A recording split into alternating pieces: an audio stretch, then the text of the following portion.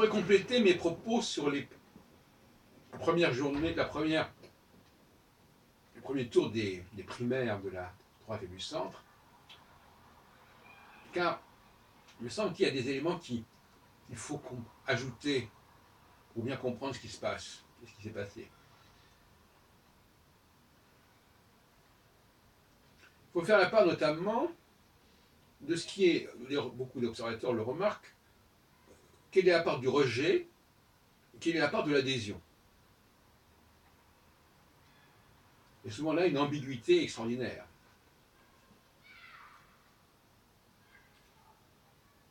Dans le cas, par exemple, de l'élection d'hier, au premier tour de l'élection des primaires de la droite, il y a eu un rejet de Sarkozy,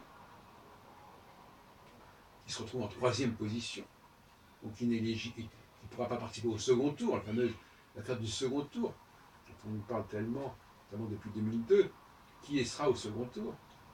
Celui qui ne passe pas au second tour, c'est déjà stigmatisant. Il n'est pas retenu, il n'est plus dans la course, ce qui est arrivé aux socialistes en 2002.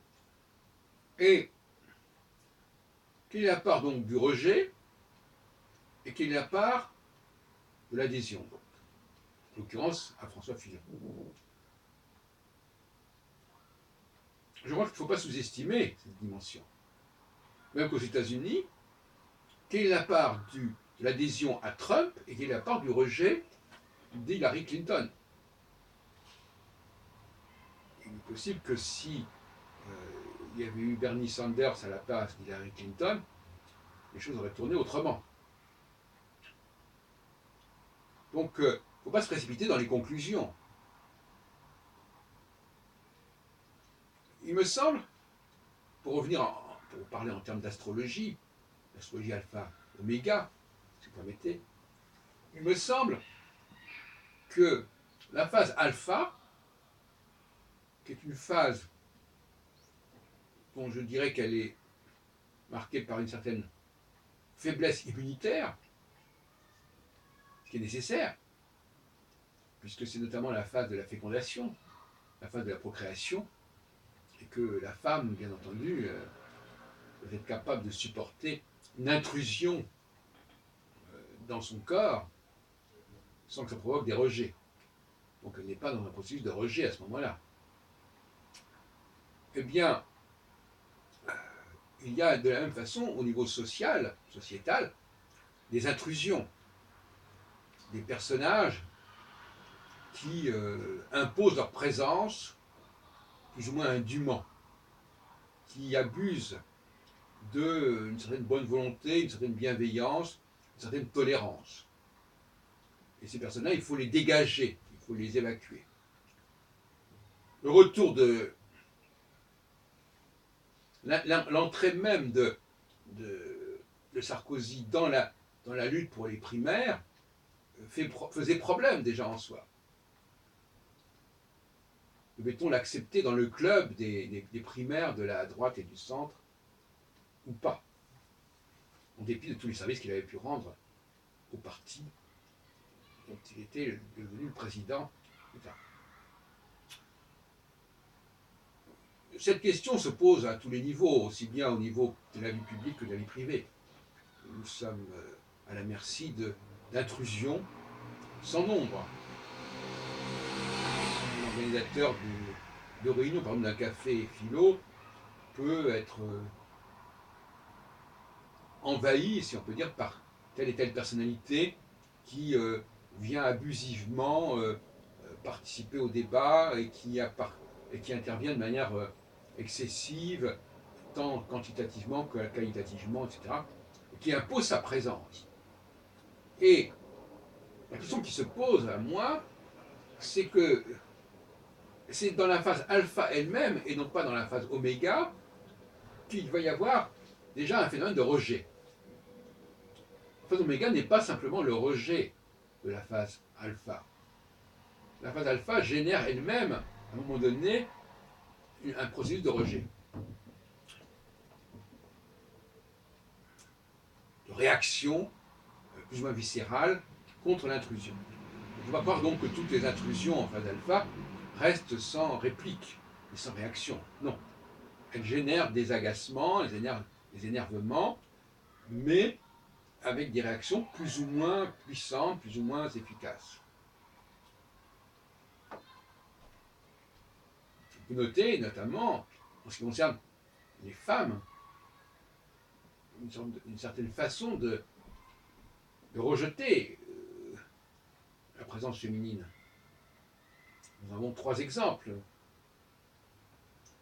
Cécile Duflot, qui est arrivée en 3e position à la primaire des écologistes, qui ont élu finalement un homme. Hillary Clinton, qui a été battue par Trump. Et puis Nathalie Kosciusko-Morizet, qui est arrivée en 4e position, la première des petits candidats, c'est-à-dire à moins de 3%. Je disais l'autre jour à ce sujet que on n'a pas assez insisté sur le résultat déplorable de Madame NKM, comme on dit, parce qu'elle était la seule candidate femme parmi les 7 prétendants.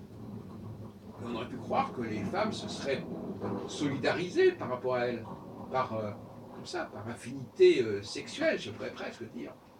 Et ça ne s'est pas produit. Et ça laisse rêveur, parce qu'on se dit, tiens, c'est curieux,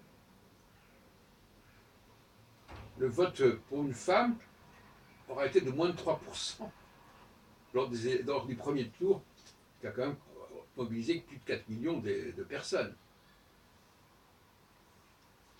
Moi, ça me laisse rêveur, pas du tout de manière inquiétante d'ailleurs, je dis, tiens, voilà, quelque part, il y a un discours, il y a le discours comme ça qui est tenu, et puis les faits. Ben, les faits, finalement, c'est que on n'a pas trop envie de voter pour une femme pour cette élection. Et quand une femme, finalement, finit par être présente néanmoins, eh bien, il y a quelque part un phénomène de rejet qui se produit. Rejet qui se fait en votant pour les autres et pas pour elle. Mais je crois que la phase alpha est l'occasion justement de toutes sortes d'illusions de gens qui croient pouvoir mettre un pied dans un groupe alors qu'ils ne sont pas vraiment désirés, si on peut dire, qui n'ont pas vraiment leur place, pour une sorte de raison, et qui, à un moment donné, pensent qu'ils sont acceptés, et puis, en fin de compte, en réalité, ils sont déjà sur un siège éjectable. Alors, pour conclure cette petite causerie, je rappellerai donc que la phase alpha est une phase de coopération entre le seigneur, l'élite, et la maisonnée, c'est-à-dire le peuple. C'est-à-dire qu'il s'agit de travailler ensemble, d'où l'importance de l'emploi, la politique de l'emploi. Et la phase oméga est une phase de séparation. J'en vois à la formule de Jésus, il faut séparer le bon grain de l'ivraie. C'est-à-dire, on met la maisonnée hors circuit. On lui donne, comme on dit, du pain et du cirque, panem et circenses. On lui donne des allocations, mais on ne veut pas qu'elle participe à l'activité du collectif. On les met sur la touche, en quelque sorte. Alors que dans la phase alpha, on les emploie, on les utilise, avec tout ce que ça représente comme obligation et comme poids. On les utilise jusqu'à un certain point, on leur demande de participer, et pas forcément avec les résultats les plus heureux d'ailleurs. Parce que faire le travail par plus de gens, au nom du plein emploi, parfois c'est pas du tout. C'est pas une bonne façon de faire de la productivité, et c'est pas du tout opérationnel. En phase oméga, on est plus pour l'opérationnel, c'est-à-dire qu'on limite, on, on évacue, on met de côté, on met à distance la maisonnée, et on se limite à une élite qui va être chargée des intérêts de la communauté, de la collectivité, c'est-à-dire par la créativité, par la recherche, par la découverte. Alors, on se pose la question des partis politiques concernés ou favorisés par la phase alpha ou la phase oméga. Et là, c'est un peu gênant, parce que j'ai des statistiques que j'ai faites qui montrent que la phase oméga permet généralement à la gauche de l'emporter, et la phase alpha serait plutôt favorable à la droite. Mais certains objecteront que le portrait que j'ai fait de la phase oméga ne correspond pas tellement bien à ce qu'on attend des valeurs de la gauche. Mais je répondrai aussi, moi-même, que l'image des partis politiques est très brouillée. Par exemple, on voit bien le malaise qu'il y a à combiner une politique sociale et une politique économique digne de ce nom. Il est certain que si on a des assistés et des allocataires, ils ne vont pas être incités véritablement à travailler. Ils pourront très bien se contenter de ce qu'ils reçoivent. Il y a des modulations qui permettent de limiter ce genre de risque. Enfin, malgré tout, la politique de gauche, de subventions, d'allocations, de services gratuits, etc., est une politique de type oméga, et pas alpha.